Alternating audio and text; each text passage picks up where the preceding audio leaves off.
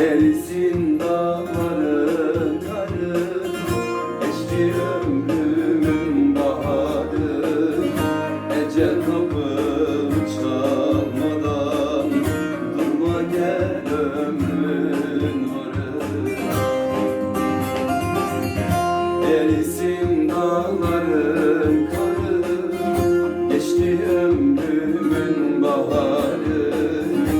Ecel kapımı çalmadan durma gel ömrün varı.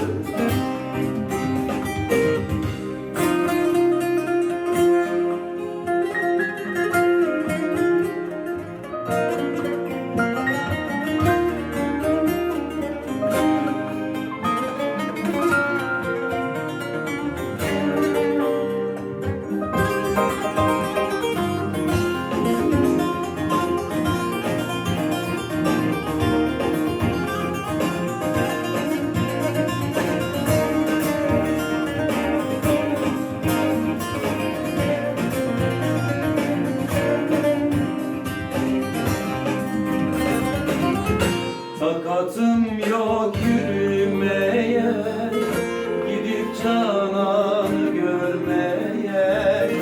Takatım yok yürümeye, gidip cananı görmeye. Can başladı çürümeye, yine cananım gelmedi. Can başladı çürümeye, yine cananım gelmedi. Erisin dağların karı, geçti ömrümün baharı. Ecel kapımı çalmadan dön gel ömrümün varı. Erisin dağların karı, geçti ömrümün baharı. Ecel kapımı çalmadan durma gel ömrümün varı.